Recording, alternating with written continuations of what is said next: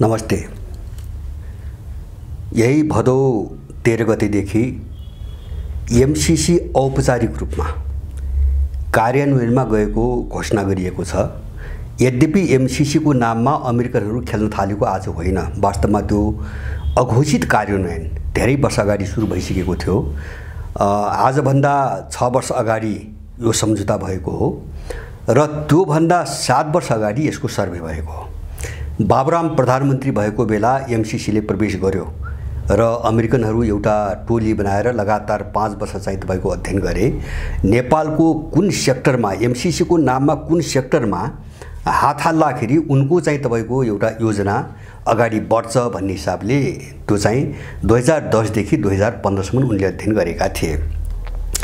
अब यो एमसीसी के हो भन्ने कुरामा जानुभन्दा अगाडि अलिकति छोटोमा मैले यसको इतिहासको विषयमा केही कुरा राख्दिन चाहन्छु।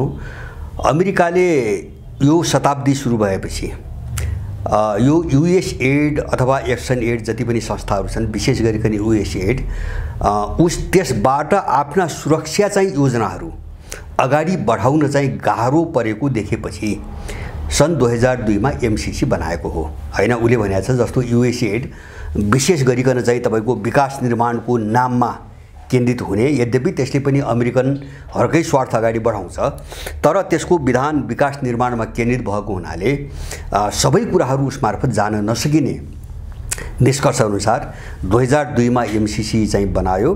2003 मा यसको विधान चाहिँ तपाईको जारी गरियो र विधानको 611 नम्बरको दफा हो अथवा बुदा भनौं, त्यसमा के भनिएको छ भन्छ भने एमसीसी को मुख्य चाहिँ तपाईको चासो अमेरिकन सुरक्षा स्वार्थलाई चाहिँ सम्बोधन गर्ने हो अथवा एमसीसी को विधानले नै अमेरिकाको सुरक्षाको प्रश्नलाई सबभन्दा माथि राखेको छ।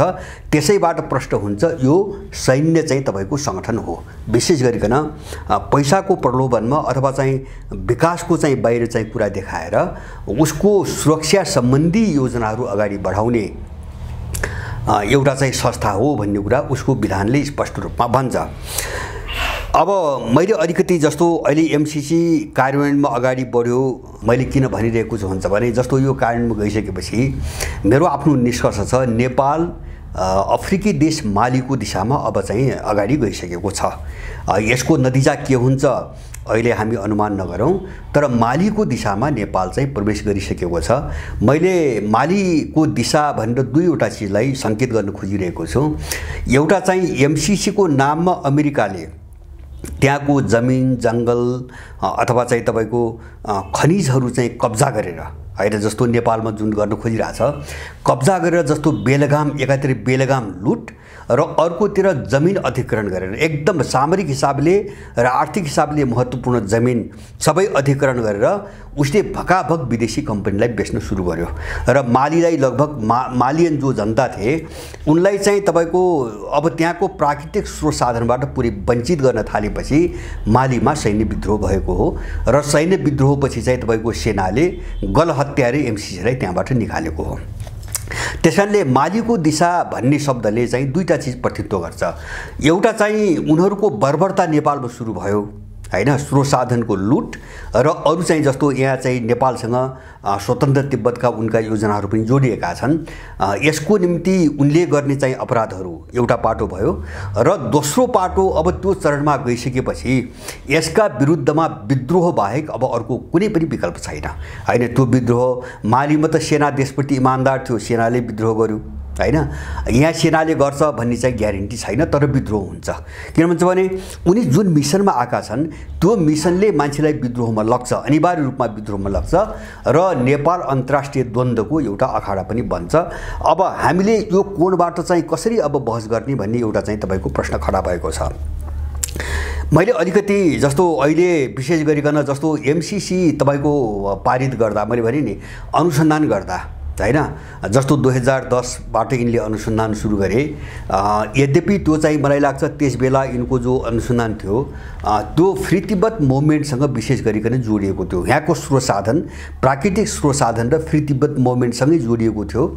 तर पछाडि अलिकति यसमा केही परिवर्तन आयो। जस्तो 2013 मा BRI को घोषणा भयो, बेल्ट एन्ड रोड इनिसिएटिभ भनेर चीनले घोषणा गर्यो र विश्वव्यापी रूपमा त्यसको जालो फैलियो। अहिले 150 भन्दा बढी देशमा चाहिँ BRI पुगिसकेको छ र त्यसपछि अर्को चाहिँ BRI कसरी ब्लक गर्ने भन्ने अर्को मुद्दा उनीहरूसँग जोडियो, MCC प्रोजेक्टसँग जोडियो।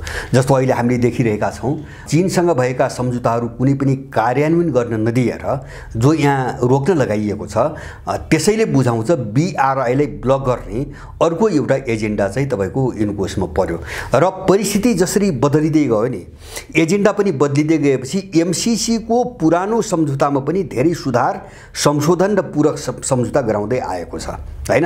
जस्तो ओलीको पालामा ठुलो पूरक सम्झौता भयो हैन, जुन सम्झौताले यो चाहिँ के खतिवडा, युवराज खतिवडाको अर्थमन्त्री हुँदाखेरि जुन सम्झौताले नेपालको सुरक्षा निकायलाई पनि कोर्डिनेसन गरेर परिचालन गर्न सक्ने अधिकार MCC लाई दिएको छ हैन। अथवा अर्को शब्दमा भन्यो भने यहाँको सेना, पुलिसदेखि लिएर अनुसन्धान जति छन् सबैलाई उले कोर्डिनेसन गर्न सक्ने चाहिँ तपाईको अधिकार दिएको छ ओलीको पालामा। र ओलीकै पालामा MCC लाई संसदबाट अनुमोदन गराउने भनेर संविधानको धारा विरुद्ध, जबकि स्रोत साधन को कसैसँगको सम्झौता संसदको 2/3 पारित गर्नुपर्छ, किन MCC ले चाहिँ तपाईको यत्रो चाहिँ तपाईको स्रोत साधनका कुरा उठाइरहेछ, तर ओलीको गिरोहले जबरजस्ती क्याबिनेटबाट मात्रै पारित गरेर संविधानलाई उल्लङ्घन गरिकन त्यसलाई संसदबाट अनुमोदन गरेर स्वायत्त बनाउने भन्ने क्याबिनेटको निर्णय पनि ओलीको पालामा भएको थियो। यस्ता संशोधन पछि परिस्थिति हेरिकन हुँदै आएका छन् हैन, धेरै भएका छन् र धेरै पछि भएका संशोधन हामीलाई जानकारी छैन हैन। जस्तो 1 दर्जन जति सम्झौता, पूरक सम्झौताहरू अहिलेसम्म लुकाएर राखिएको, कसैलाई नदिएको र कसैलाई नभनिएको कुरा, उही बेला जो चाहिँ तपाईको MCC कार्यदल बन्यो हैन, केही दलहरूले मिलेर त्यो कार्यदलकै बेलामै यिनी सबै उठेका थिए। त्यो बेला चाहिँ सरकार को जिम्मेदार व्यक्तिले तिनी कुनै पनि डकुमेन्ट्स दिन चाहिँ तपाईको इन्कार गर्यो, मानेन। अब त्यहाँ भित्र के छ कसैलाई पनि थाहा छैन अहिलेसम्म। अब मैले चाहिँ यहाँ मान्नु MCC को चाहिँ यो रणनीतिलाई मैले अलिकति एउटा नयाँ आयाम, जस्तो यो अहिले पछिल्लो कालमा मैले भने BRI भयो, थप्यो। अब त्यसपछि जस्तो अहिले युक्रेन द्वन्द्वपछि चाहिँ तपाईको ऊर्जा सङ्कट आयो, विश्वभरि ऊर्जा सङ्कट आयो, व्यापार युद्ध चलिरहेका छन्, विभिन्न आयामहरू थपिँदैछन्। तर मैले चाहिँ नेपालमा जस्तो फ्री तिब्बत मुभमेन्टको एउटा चाहिँ तपाईको कोण र अर्को चाहिँ युरेनियमको लुट हैन, युरेनियम मात्रै छैन, त्यहाँ यत्रो जमिन अधिग्रहण गरेपछि हैन उसले धेरै लुट्छ हैन। जस्तो जंगल लुट्छ, काठ तस्करी हुन्छ, सारा चीज हुन्छ, हत्या हिंसा गर्छ, किन ऊ अर्को पूरक SPP को अर्को ड्राफ्ट भइसकेको छ भन्ने कुरा सार्वजनिक भएको छ हैन। त्यो सेनाले बनाएको एउटा टोलीले SPP को एउटा ड्राफ्ट चाहिँ तपाईको फेरि बनाएको भन्ने कुरा एउटा समाजवादी, नेकपा समाजवादीका एकजना नेताले बाहिर सार्वजनिक गरिसकेका छन्। र यहाँ भित्र के छ, सारा देशलाई चाहिँ गुमराहमा राखेर, यहाँको चाहिँ मान्छेलाई गुमराहमा राखेर यस्ता खालका अपराधिक तत्त्वहरूका यस्ता खेलहरू यहाँ भित्र धेरै छन्। म यतातिर अहिले नजाउँ, म अलिकति अहिले चाहिँ जस्तो युरेनियमसँग जोडेर अलिकति मैले MCC को भोलिको चाहिँ तपाईको कसरी जान सक्छ अगाडि भन्ने विषयलाई अलिकति यहाँ राख्न चाहन्छु। किन अब युरेनियम नै अमेरिकनहरूको फोकसमा पर्छ भन्ने कुरा, त्यो हिजो सम्झौता गर्दा भन्दा आजको परिस्थिति किन चाहिँ गुणात्मक रूपले चाहिँ फरक परिसकेको छ, म अलिकति यो धारणा राख्न चाहन्छु। पहिले जस्तो 2013-14 मा, सन् 2013-14 मा नेपालमा युरेनियमको विषयमा बृहत एउटा अनुसन्धान भएको थियो वैज्ञानिकहरूको तर्फबाट, र त्यसले चाहिँ एउटा रिपोर्ट सार्वजनिक के गर्यो भन्छ भने नेपालको 25 वटा स्थानहरूमा राम्रो नराम्रो गरिकन 25 वटा स्थानहरूमा युरेनियम रहेको एउटा निष्कर्ष निकालेको थियो। त्यसमध्ये उपल्लो मुस्ताङ, जसलाई अहिले पनि अमेरिकनले कन्ट्रोल गरेर बसेको छ र धेरैको भनाइअनुसार त्यो क्षेत्रमा प्रवेश गर्न दिँदैनन्, अमेरिकनहरूले प्रवेश गर्न दिँदैनन्, त्यहाँ अमेरिकनहरूको सेनै छ, पहिलेदेखि सेना नै छ र फ्री तिब्बत मुभमेन्टको सारा गतिविधि त्यहीबाट केन्द्रित उनीहरूले गरेका छन् भन्ने कुराहरू चाहिँ बारम्बार चाहिँ सार्वजनिक भइरहेका छन्। उपल्लो मुस्ताङको 3 किलोमिटर चौडाइ र 10 किलोमिटर लम्बाइको विशाल एरियामा संसारकै अत्यन्त उन्नत स्तरको युरेनियम भण्डार रहेको एउटा निष्कर्ष चाहिँ 2014 मै बाहिर आएको हो। म तपाईलाई त्यसबेला आएको समाचार एउटा धेरै ठाउँ समाचार आयो। मैले हिन्दुस्तान टाइम्स, इन्डियाको हिन्दुस्तान टाइम्सको 14 जुन 2014 को एउटा समाचार शीर्षकलाई उल्लेख गर्छु। Scientist finds large uranium deposit in Nepal. यो 2014 मै आएको कुरा हो। अब त्यसपछि 2015 मा एमसीसी को रिपोर्ट चाहिँ फाइनल भयो। 2017 मा एमसीसी सम्झौता हतार हतारमा कसरी गराइयो भन्छ भने बीआरआई सँग नेपालले जुन सम्झौता गर्यो त्यसको ठ्याक्कै 3 महिनापछिको कुरा हो। ठ्याक्कै 3 महिनापछि उले एमसीसी मा तपाईको सम्झौता गरायो। अब अहिले परिस्थिति कस्तो छ भन्छ भने युक्रेन द्वन्द्वको कारणले ठूलो ऊर्जा संकट विश्वभरि बढ्दै गएको छ हैन। जस्तो युरोप र अमेरिकाको आर्थिक मन्दी हामीले सुनिरहेका छौं। त्यो चाहिँ ऊर्जाकै अभावमा अब उद्योग धन्दाहरू चल्न सकिरहेका छैनन्। यद्यपि रुसमाथि प्रतिबन्धको नाटक गरेर अहिले पनि युरोपियन युनियनका देशहरूले पहिलेको भन्दा युक्रेन द्वन्द्वभन्दा अगाडिको भन्दा 40% बढी ग्यास चाहिँ लुकी छिपी अघोषित रूपमा रुसबाट लगिरहेका छन्। 40% बढी युक्रेन द्वन्द्वभन्दा। र स्पुतनिकको अस्ति 3 दिन आएको चाहिँ एउटा समाचार हेर्ने हो भने त अमेरिकाले अहिलेसम्म रुसबाट जति युरेनियम आयात गर्थ्यो त्यसलाई ठ्याक्कै 2 गुणा चाहिँ गरेको छ। अहिले 2023 सम्ममा आउँदाखेरि, यो अगस्तसम्म आउँदाखेरि अब त्यो आयात चाहिँ तपाईको ठ्याक्कै 2 गुणा भएको छ हैन। इन्डियनले स्पुतनिकले तपाईको अस्ति भर्खरै 3 दिन अगाडि मात्रै एउटा समाचार दिएको छ। 26 अगस्तमा US double imports of Russian uranium to large amount since 2005। 2005 देखि जति पनि आयात गर्दै थियो त्यसको चाहिँ 2 गुणा गर्यो युक्रेन द्वन्द्वपछि। अब मैले यो कुरो किन उठाएको भन्छ भने एकातिर अफ्रिकी देशहरूमा धमाधम सैन्य विद्रोह भएको छ। त्यो सैन्य विद्रोह अरु केही पनि होइन, त्यहाँका टट्टुहरू जो उनीहरूले चुनावको नाटक गरेर जुटाएका टट्टुहरूले जो देश लुटाए त्यसका विरुद्धमा भइरहेको सैन्य विद्रोह अरु केही पनि होइन। उनको एउटै कुरा छ, हाम्रो देशबाट आफ्नो सेना फिर्ता लग, हाम्रो देश चाहिँ लुट्न पाइँदैन। जस्तो नाइजरको केस त्यही हो हैन। मैले पहिले पनि यहाँहरुलाई भनेको छु, नाइजर ले जति युरेनियम चाहिँ निर्यात गर्थ्यो त्यसको 15% के रे चाहिँ त्यसको होइन, फ्रान्सको टोटल जति ऊर्जाको आवश्यकता छ फ्रान्समा त्यसको 15% आवश्यकता त नाइजरको युरेनियमबाट गर्थ्यो फ्रान्सले एक्लै। र बाँकी युरोपियन देशले आफ्नो ऊर्जाको आवश्यकताको 20% पूर्ति नाइजरको युरेनियमबाटै गर्थे। त्यहाँ धेरै देशले आफ्नो सेना पनि राखेका छन् लुट्नको निम्ति। त्यसको ठ्याक्कै 1 महिना 3 दिनपछि अस्ति चाहिँ तपाईको गाबोनमा चाहिँ तपाईको सैन्य विद्रोह भयो हैन। केस त्यही हो हैन। बेविशाल फ्रान्सले सबभन्दा बढी, अफ्रिकामा सबभन्दा बढी फ्रान्सले गाबोनलाई लुटिरहेका छन् हैन। र अहिले चाहिँ जस्तो जर्मनी र गाबोनको राजदूत निकाल्यो। अब निकालाको आदेश दिएपछि फ्रान्सले मानेन, हटाएन। नहटाएपछि पुलिस लगाएर चाहिँ घोक्रे ठ्याक लगाउने आदेश गाबोनको सरकारले भर्खरै हिजो मात्रै दिएको छ। अब त्यहाँबाट फ्रान्स चाहिँ बेइज्जतीपूर्वक निकालिदैछ। गाबोनले भनेको छ हाम्रो देशबाट चाहिँ बाहिर जाऊ, तिम्रो सेना पनि फिर्ता ल्याऊ, हामी यो हाम्रो स्रोत चाहिँ लुट्न दिँदैनौँ। बस त्यहाँ सैन्य विद्रोह त्यही हो। र अहिले पछिल्लो कालमा तपाईको के देखाइरहेको छ भने हिजो मात्रैको समाचार, कङ्गोमा रिपब्लिक अफ कङ्गो, कङ्गो दुईटा छ, एउटा डेमोक्रेटिक कङ्गो छ, एउटा रिपब्लिक कङ्गो छ। रिपब्लिक कङ्गो जो चाहिँ अर्को कङ्गो भन्दा अलिकति सानो देश र गाबोनसँग सीमा जोडिएको देश छ, मध्य अफ्रिकी देश हो। त्यो देशमा शान्ति सेनाको नाममा त्यहाँ चाहिँ एउटा समूहले आफ्नो देशबाट विदेशी सेनाहरू निस्कनु पर्ने हैन माग राखिकन एउटा ठूलो आन्दोलन चलाइरहेको छ, विद्रोह चलाइरहेको छ। त्यसमाथि दमन गरेर शान्ति सेनाको नाममा त्यहाँ गएका अपराधिक तत्त्वहरूले, राष्ट्रसङ्घको खोलमा बसेका अपराधिक तत्त्वहरूले 50 जना चाहिँ कङ्गोलीहरूको हत्या गरिसकेको समाचार हिजो आएको छ। त्यो त्यहाँको स्रोत लुट्नकै निम्ति हैन। कङ्गोमा कस्तो छ भन्छ भने संसारमा जति पनि कोबाल्ट भन्ने जुन एउटा तत्त्व हो, अब त्यो कोबाल्ट संसारमा जति उत्पादन हुन्छ त्यसको 63% कोबाल्ट कङ्गोबाट मात्रै हुन्छ। रिपब्लिक कङ्गोमा मात्रै हुन्छ 63% कोबाल्ट अहिले भइरहेको उत्पादन। त्यो बेमिसाल लुटिरहेका छन्।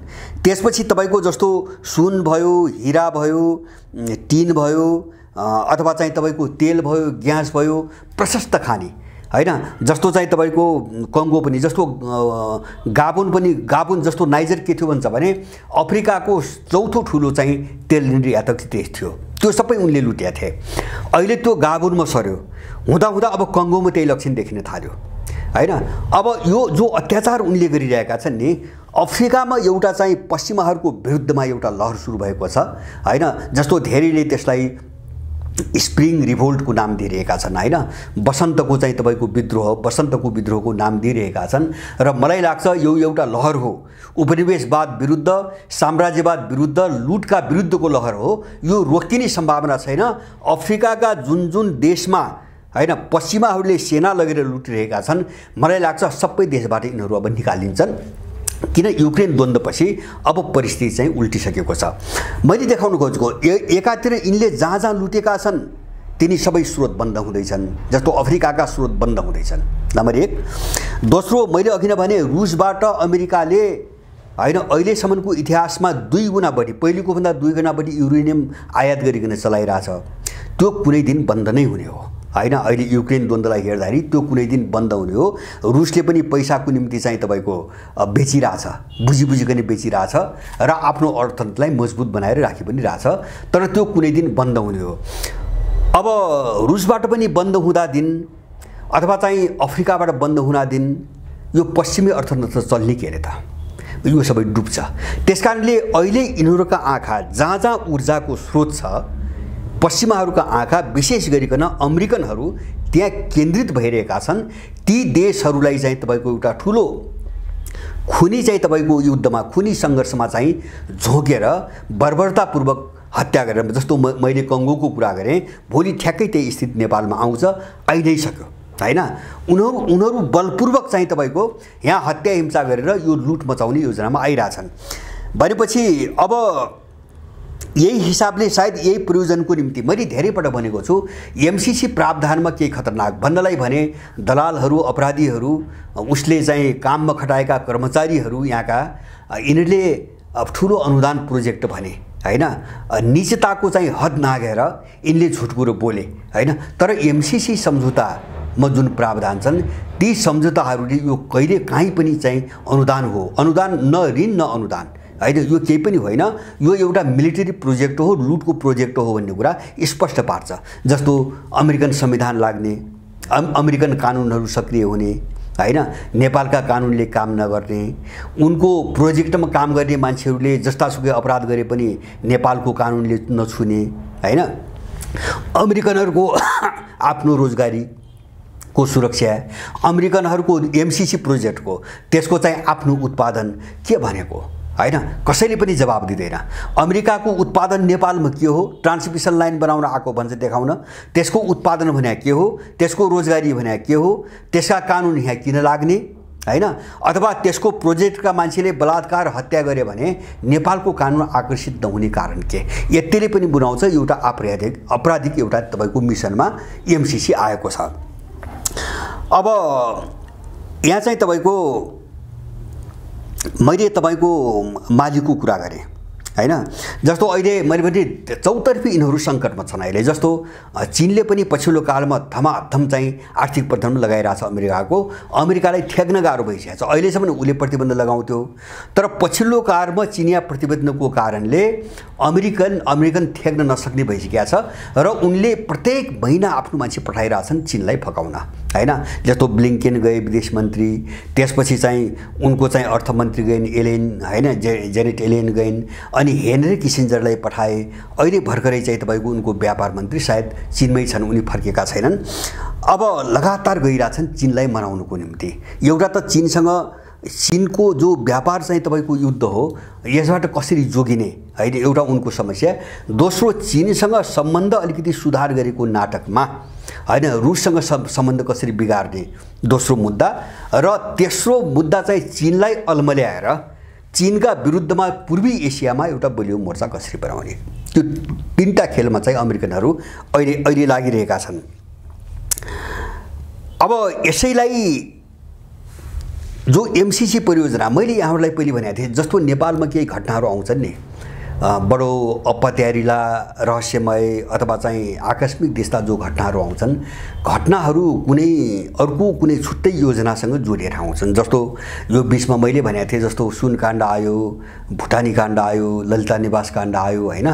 यी काण्डहरू अर्को कुनै खेललाई अगाडि बढाउनको निम्ति बाहिर मान्छेलाई रुमाल्न ल्याइएका घटनाहरू मैले धेरै पहिले भनेको थिएँ।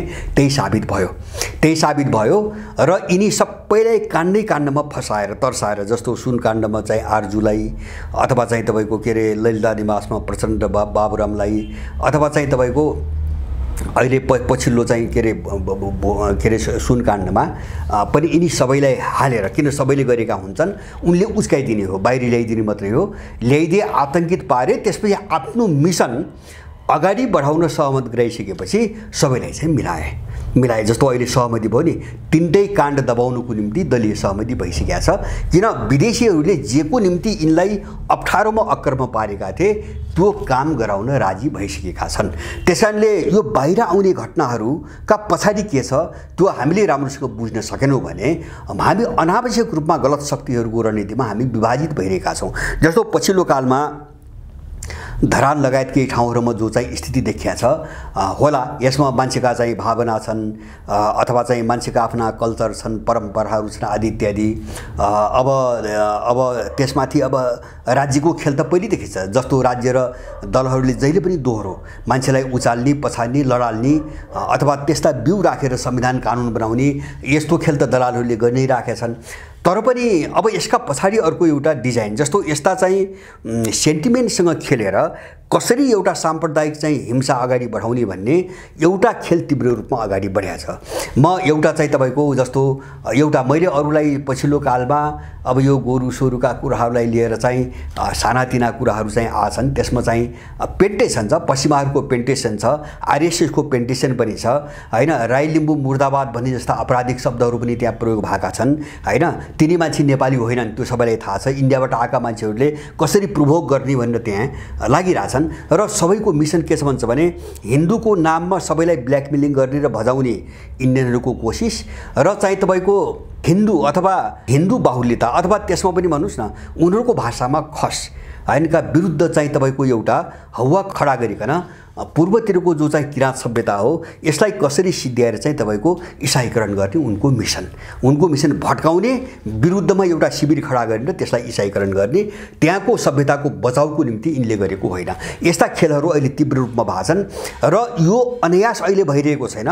म तपाईलाई अहिले यो पछिल्लो कालमा जे स्थिति देखिँदैछ यसलाई जोडेर म 2022 को एउटा विश्वको धर्म सम्बन्धी रिपोर्ट जो अमेरिकाले जारी गर्यो मे 2023 मा मे 15 तारिक 2023 मा जारी गर्यो। त्यो रिपोर्ट 2022 को हो। त्यसमा नेपाल च्याप्टरको विषयमा पनि लामो चाहिँ एउटा रिपोर्ट छ।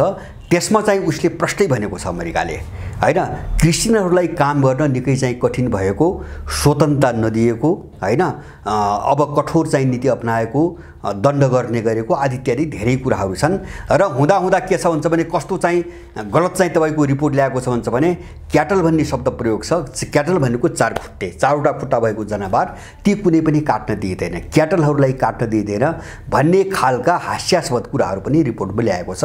किन उसले चाहिँ तपाईको धार्मिक चाहिँ मामिला, कथित धार्मिक मामिलामा नेपालको राज्यले चाहिँ तपाईको पक्ष र विपक्षको व्यवहार गरिरहेको हुनाले अब यो मुद्दा उठाउनु पर्छ भन्ने उसले रिपोर्ट ल्यायो होला। म राज्यतिर जान चाहन्न किन राज्य उनकै हो। जतिसुकै उनी नाटक गरून्, उनकै दलाल हुन्, उनले सत्तामा ल्याएका हुन्, उनले जे भन्छन् त्यही गर्छन् हैन। उनले धर्मनिरपेक्षता लेख भन्छन् लेख्छन्, उनले चाहिँ तपाईको गाई काट्न पाइन्न भनी लेख र लड्ने बिउ चाहिँ तपाईको राग भन्छन् उनी लेख्छन्। धर्मनिरपेक्षता भन्ने गाई काट्ने कानुन काट्न नपाउने कानुन बनाउने अनि काटेपछि कारबाही नगर्ने हैन। यो सबै खेलमा यिनीहरू लागिरहेछन्।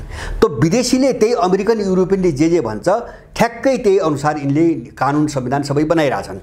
त्यसकारणले यिनलाई पनि प्रयोग गर्ने र व्यवहारमा जे देखिन्छ नि त्यसलाई चाहिँ तपाईको उचालेर एउटा समाजमा द्वन्द्व चाहिँ तपाईको पैदा गर्ने एउटा खेलमा उनीहरू यिनको रिपोर्टले पनि त्यो देखाउँछ। त्यो तयारी थियो। अब यो सबै तयारी जस्तो मैले भने नि यिनी सबै घटनाहरू काण्डहरू हैन। जस्तो मलाई के लाग्छ भन्छ भने जस्तो यो भुटानी काण्ड, सुन काण्ड र बालुवाटार काण्ड, यो तीनटा काण्डपछि जो यिनको सहमति भयो सबैको आकस्मिक ढङ्गले हैन। कसको सम्बन्ध भयो? ओली र प्रचण्डको बीचमा पनि भयो हैन। अरूको कुरै छोड्दिउँ। यसले के प्रश्न पार्छ भन्छ भने सबै दलालहरूलाई चाहिँ तर्साएर आतंकित पारेर यिनले गरेका अपराधमा चाहिँ तपाईँको घाँटी समातेर आफ्नो काम गराउने मिसनमा यिनले एक ठाउँमा ल्याइसकेका छन्, त्यसकारण मिलाएका छन् हैन। कुरा यति हो। अब उतातिर मिलाए, काम गर्नको निम्ति उनलाई मिलाए र अब यतातिर नेपालीहरूलाई एमसीसी जुन ढङ्गले जान खोजिरहेछ नि, अमेरिकाले जसरी लग्न खोजिरहेछ, यतातिर ध्यान केन्द्रित नहोस् भनेर यिनीहरूले साम्प्रदायिकता फैलाउने अर्को एउटा डिजाइन अगाडि बढाइरहेछन्।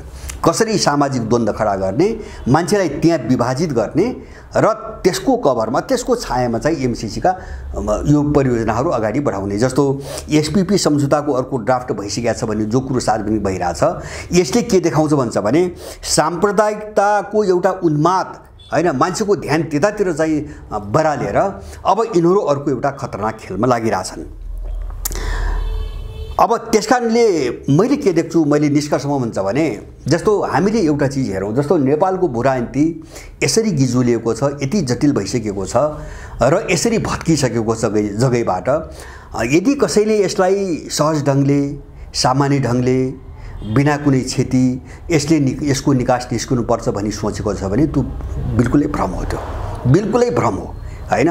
किन एउटा त राज्य सत्ता पुरै विदेशीले चलाएको अपराधी मिसनमा चाहिँ चलिरहेको राज्य सत्ता छ, दोस्रो चाहिँ यसको जग पनि चाहिँ भत्केर चाहिँ पुरै चरमराइसकेको छ, चरमराएर मक्किसकेको छ। त्यसैले गर्दाखेरि यसमा काहीँ यसभित्रबाट सुधार गरेर कतै पनि जान सक्ने अवस्था छैन।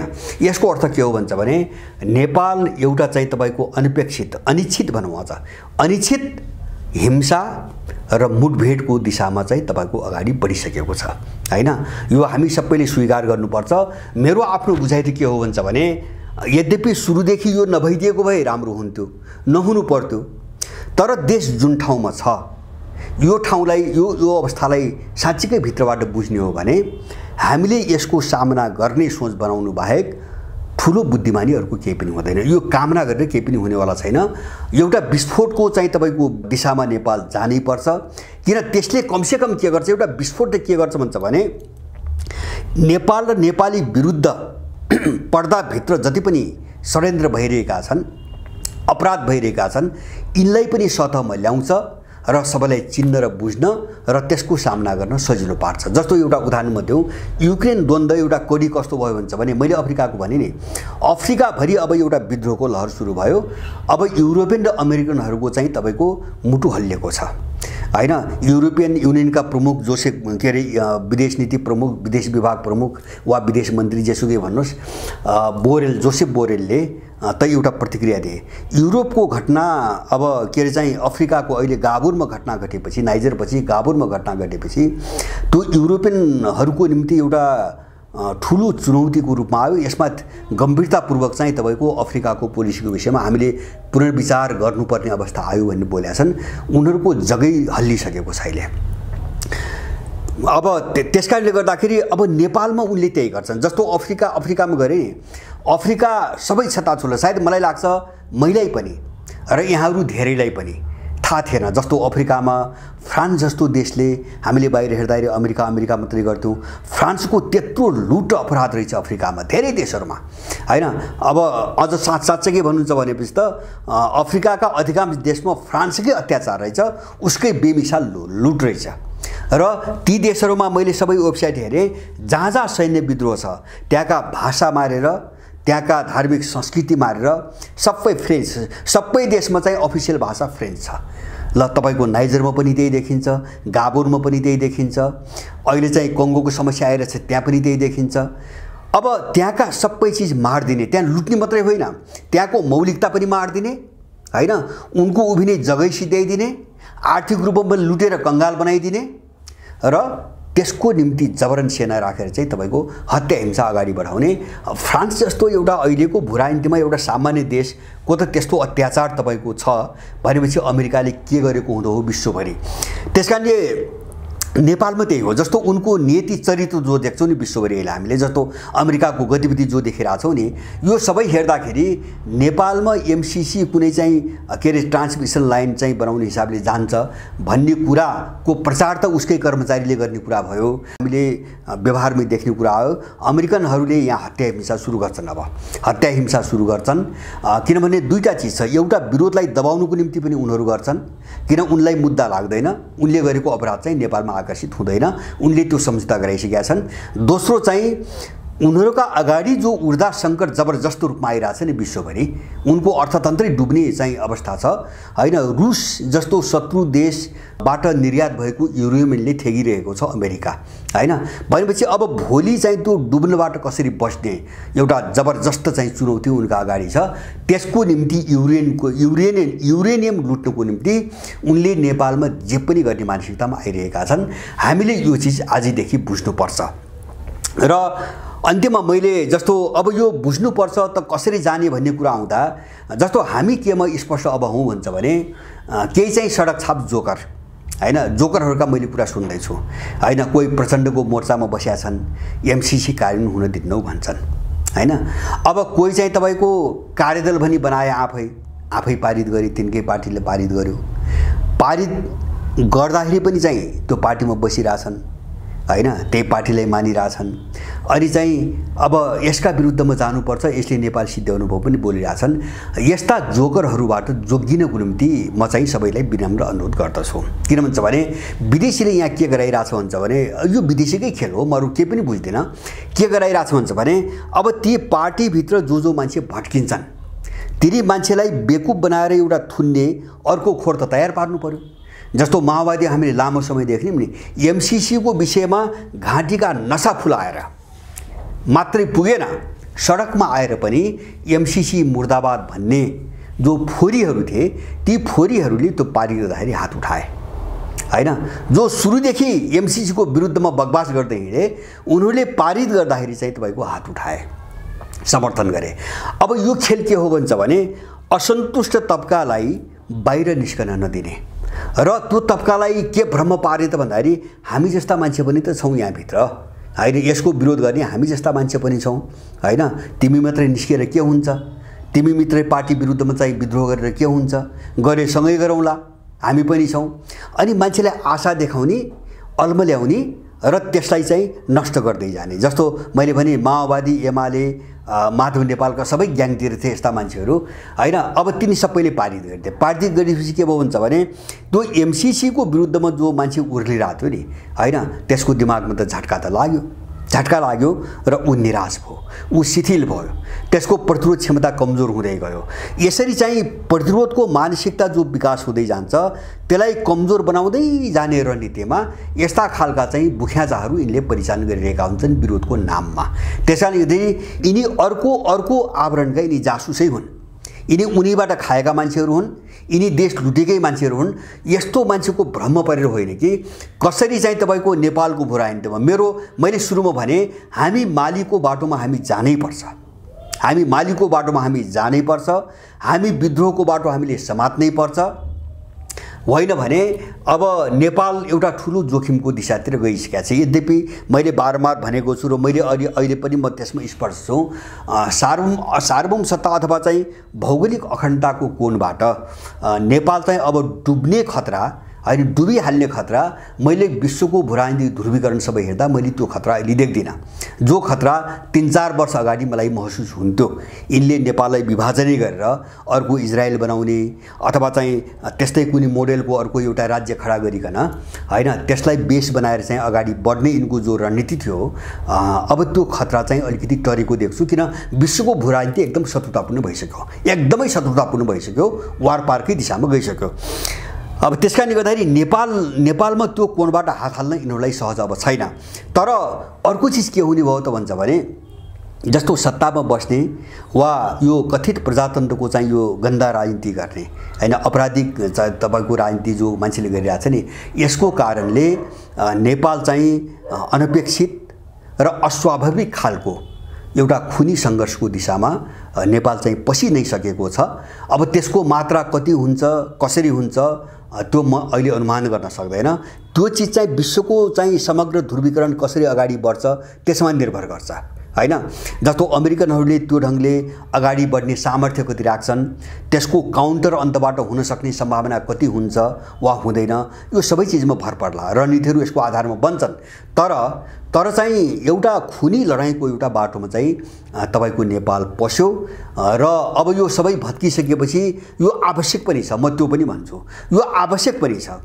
आवश्यक किन छ भन्छ भने पहिलो कुरो त यो पर्दाभित्रका सबै आपराधिक योजनाहरू सतहमा आउनुको निम्ति पनि, र दोस्रो मैले हामी नेपालीहरू जो भन्छौँ नि, मैले हामीसँगै जोडेर एउटा भन्छु, यो सारा चिज देख्दा देख्दै, यो सारा चिज भोग्दा भोग्दै जसले हैन बाहिर चाहिँ यिनको विरोध गरेको चाहिँ तपाईको नाटक गरेर अथवा विरोध गर्दा गर्दै होला, विरोध पनि सत्य हो, गर्दा गर्दै पनि यिनीको पार्टी संस्था लिए, यिनीलाई भोट हाले बारम्बार, यिनलाई सत्तामा पुर्याए, यिनलाई नै जिन्दाबाद भने, त यसले पनि अब यो बर्बादी हेर्नै पर्छ भन्ने लाग्छ मलाई। म त्यो कोणमा पनि प्रश्न छु। किन भन्छ भने विश्वको एउटा इतिहास के हो, इतिहासको नियम के हो, समाज विकासको नियम के हो भन्छ भने जहाँ जति उग्र चाहिँ दमन र हिंसा हुन्छ त्यहाँको प्रतिरोध त्यतिकै शक्तिशाली र जबरजस्त हुन्छ। र जुन ठाउँको मान्छेले हन्डर ठक्कर खाँदैन अथवा चाहिँ बर्बादीको एउटा चाहिँ तपाईको नीति भोग्दैन, त्यो मान्छेमा कहिले पनि आत्माभिमान स्वाभिमान पराउँदैन, विकास हुँदैन र त्यो कहिले पनि जाग्दैन, त्यो त्यसमा चेतना पनि आउँदैन। किन भन्छ भने इतिहासको लामो कालखण्डमा यहाँ जे प्रयोग भए नेपालमा हैन प्रजातन्त्रको नाममा यसले मानिसहरूको दिमागलाई गुलामीकरण गरिसकेको छ। गुलामीकरणको अर्थ के हुन्छ भने मान्छेले आत्मविश्वास गुमाइसकेको छ। जस्तो यिनकै पछि लाग्नुको एउटा कारण मैले मान्छेहरूमा आत्मविश्वास नहुनु हो, मैले त्यो देख्छु। मैले गरेर केही पनि हुँदैन, मान्छेलाई त्यहाँ यिनले पुर्याइसकेका छन्, नम्बर 1। दोस्रो चाहिँ तपाईको आर्थिक जो बर्बादी यिनीहरूले गरे यसले गर्दाखेरि बाँच्नको निम्ति पनि बाध्यतापूर्वक यहाँको मान्छेलाई परनिर्भर बनाइसकेका छन्। साँझ बिहान 2-4 पैसाको निम्ति पनि हैन अनिच्छापूर्वक यिनको पछि लाग्नु पर्ने र चोचो मोचो मिलाउनु पर्ने ठाउँमा पुर्याइसकेका छन्। र तेस्रो चाहिँ के हो भन्छ भने नेपालको पछौटे चाहिँ जो सामाजिक चाहिँ तपाईको चेतना स्तर छ यसको कारणले समुदायभित्र सानातिना मामुला जो हामी बीचमा समस्या छैनन् यस्तो बीचमा यिनीहरू लडाउन र झगडा पार्न सफल भइरहेका छन् हैन। त यो हामीले हाम्रो आफ्नो जो समस्या छ यो समस्यालाई हामीले बुझ्न हैन इनको चाहिँ तपाईको डिजाइनलाई राम्रोसँग बुझ्न र आफ्नो औकातलाई पनि छाम्नको निम्ति पनि त्यो जो क्षति अब चाहिँ रोक्न नसकिने भइसकेको छ यो एक चरण नेपालको मान्छेले भोग्नै पर्छ भन्ने पक्षमा म छु। किन यो समाजको चाहिँ विकासको आवश्यकता हो, यो चाहिँ मेरो कामना होइन। किन अब हामी रोक्नै सक्दैनौँ त्यसलाई। तर हामी के तयारीमा जाउँ त भन्छ भने हामी बीचमा फैलाइएका हैन द्वन्द्वको निम्ति फैलाइएका विभिन्न खालका एउटा षड्यन्त्रका बीजहरू र चाहिँ विदेशी मिसन र त्यो मिसनलाई बोक्ने यिनी दलालहरू यिनको विरुद्धमा हामी कसरी एकजुट हुने हैन त्यो दिशातिर हामी सोचौं र हामीलाई यो दिशातिर सन्देश दियोस् हैन एउटा सन्देश दियोस् र यो जुन ढंगले अगाडि बढिरहेछ मेरो सबै नेपालीसँग कामना छ र हामी एकदमै अब सजग हौं। किन मैले अघि नै भने म फेरि अन्तिममा दोहोर्याउँछु नेपाल चाहिँ खुनी चाहिँ तपाईको लडाईँको दिशामा खुट्टा हालिसकेको छ औपचारिक रूपमा। यसलाई सामान्य ढंगले लिनु हुँदैन र हामी हर प्रकारको परिस्थितिको सामना गर्न हामी तयारी भएर जानुपर्छ।